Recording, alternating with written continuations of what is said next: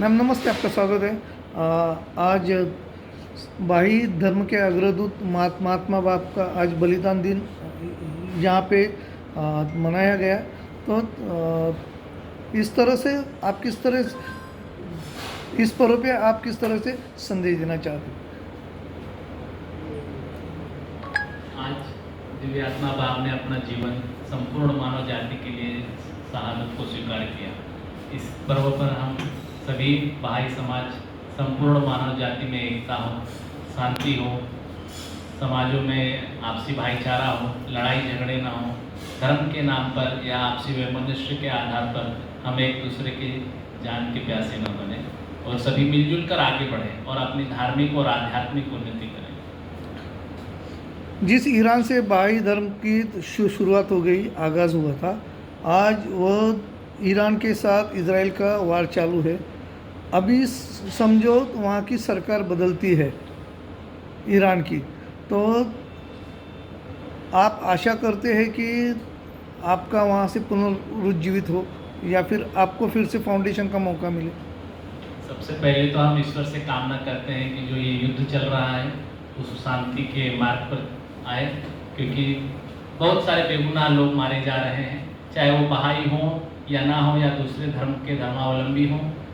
मृत्यु तो सभी को आ रही है और एक इंसान के मर जाने के बाद उसका परिवार जो होता है वो बहुत दुख और तकलीफें सहन करता है। इसलिए हम ईश्वर से कामना करते हैं कि सर्वप्रथम शांति स्थापित हो, क्योंकि शांति का मार्ग होगा तो वहाँ पर फिर भाइयों के अधिकार भी सुरक्षित रहेंगे और उन्हें भी सम्मान मिल सके। दूसरे सवाल का जवाब, अगर वहाँ सरकार बदलती है तो आपकी कुछ आशाएं जिंदा होती है कि आपको फिर वहाँ लौटने के चांसेस हो आपकी कम्युनिटी को?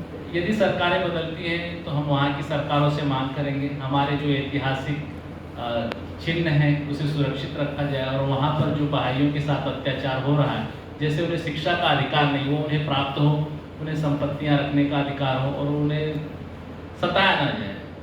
हर किसी को अपने धर्म का पालन करने की अनुमति होनी चाहिए। अर्बन और रूरल डेवलपमेंट के लिए भाई समाज का कुछ अवेयरनेस प्रोग्राम है क्या फ्यूचर में? सिटी और गांव के डेवलपमेंट सिटी और गांव के डेवलपमेंट के बारे में आप क्या? टुडे अगर आप देखें, मैं आपको एक्चुअली बिफोर आई से ज़्यादा कुछ, हमारे गांव में बहाइस हैं, आप लोकल बहाइस वो बहुत ज़्यादा काम कर रहे हैं ये कि जो एजुकेशन है जिस तरीके से लोगों को, बच्चों को हम किस तरीके से बड़ा करें ताकि they become future not only citizens, good citizens, but future humanity को मानने वाले, कंपैशन को मानने वाले ऐसे इंसान हो जो पूरी दुनिया का विश्व, जैसे विश्व की एकता की बात करें उसमें हमारे, और वही नहीं उसके लिए प्रैक्टिकली भी जो है, जैसे बार्ली इंदौर में एक हमारी बहुत बड़ी संस्था है जो जहाँ की ट्राइबल वुमेन जो है उनको स्किल सिखाती है, जैसे सोलर कैसे यूज़ करना चाहिए, पानी की वहाँ पर काफ़ी आपत्ति होती है तो कैसे करना चाहिए, रीयूजेबल एनर्जी को कैसे कंजर्व करना चाहिए, कैसे उनको कमाई करनी चाहिए, कैसे उनकी प्रगति पर 6 महीने तक महिलाओं का रहना खाना फ्री होता है। ट्राइबल महिलाएं जो होती हैं वो सिलाई, कढ़ाई, बुनाई, पेंटिंग आदि का काम सीखती हैं और अपने अपने समाज में जाकर अपने अपने समाज की उन्नति के लिए कार्य करती हैं। एक भी पैसा लिया नहीं जाता है, सब फ्री। भारत के विकास के लिए, भारत देश के विकास के लिए, अच्छाई के लिए बहाई कम्युनिटी की ओर से किस तरह से पार्टिसिपेट किया जा रहा है? जैसे कि टाटा है, टाटा ग्रुप ऑफ कंपनीज है, जूस है कोई, तो आपके कौन से लोग हैं कि जो इस तरह से देश की उन्नति में अपना योगदान दे रहे हैं? सभी अपने अपने क्षेत्र में योगदान दे रहे हैं। हमारी जिया स्वराज जी मैडम है। जो भी फील्ड में जहाँ पर भी हम मानव की सेवा कर सके उस फील्ड में हर कोई बहाई जुड़ा हुआ है। आपको ऐसा कोई भी बहाई हमारे समाज में ऐसा नहीं मिलेगा जो ये कहेगा कि नहीं मैं सिर्फ अपने लिए जीता हूँ।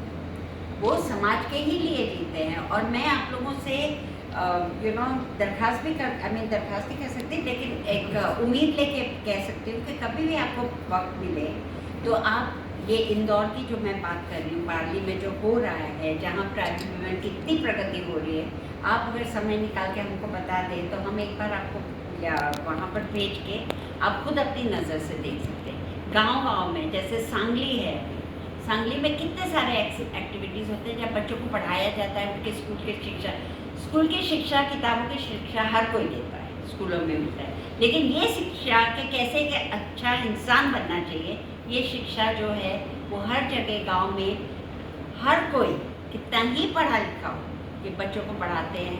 जो यूथ होते हैं 13 साल के ऊपर की उम्र के, उनको ये बताया जाता है कि कम्युनिटी से जुड़ के तुम्हें कैसे रहना चाहिए।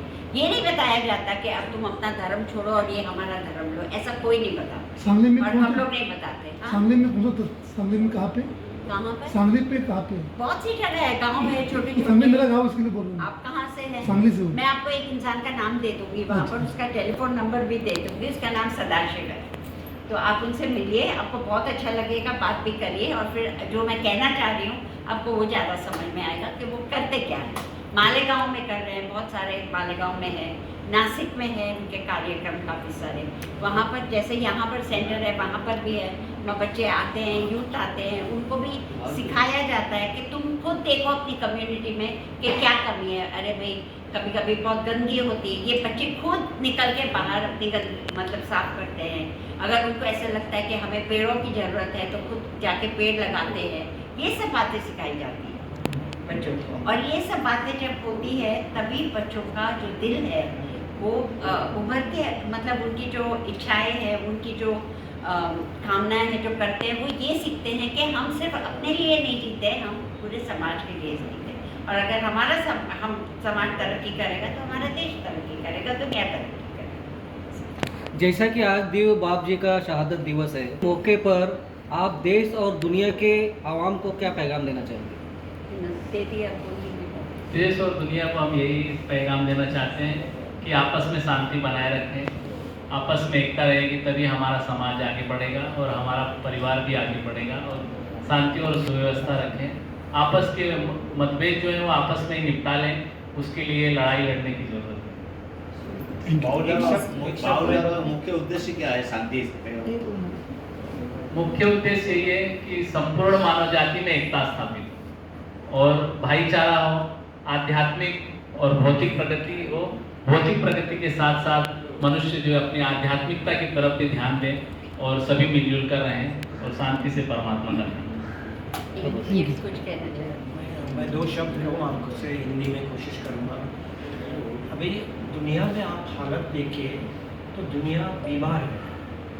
कोई भी देश में देखो झगड़ा है, एक देश दूसरे देश से झगड़ा करते हैं, करप्शन इतना फैला हुआ है देश में, सब देश में, कि इसका सल्यूशन कहीं भी नहीं मिल रहा है। ये इंसान इसका रास्ता निकाल ही नहीं सकता है। ये ऊपर वाला ईश्वर की ताकत उसे चाहिए जहाँ ये बीमारी को खलास करे। तो कहाँ से आएगा ये ईश्वरी अवतार ही कर सकता है। जो ताकत इस दुनिया से बाहर है, इस दुनिया के इंसान के पास जितना भी पॉलिटिशियन जो हाई स्टेशन में भी हो, ये सुलझाव नहीं कर सकता है। सिर्फ ईश्वरी ताकत है जो इंसान को एक साथ लाके और ये बीमारी को खलास कर सकते हैं। हम जब भी बीमार होते हैं कहाँ जाते हैं? अच्छे डॉक्टर के पास जाते हैं। डॉक्टर जो दवा देते हैं हम उसे लेते हैं तो ही ठीक हो जाते हैं। दुनिया का यही हालत है। ये बीमारी जो फैला हुआ है ये इंसान के हाथ में नहीं। जो ईश्वरी अवतार जो है वो हमारा डॉक्टर है। वो जब भी लाता है, कानून लाता है, किताब लाता है, हमसे सिखाता है कि ऐसा करो तो ही ठीक हो जाएंगे। जब भी हम करेंगे तो ही ठीक हो जाएगा, नहीं तो ये बीमारी रहेगा।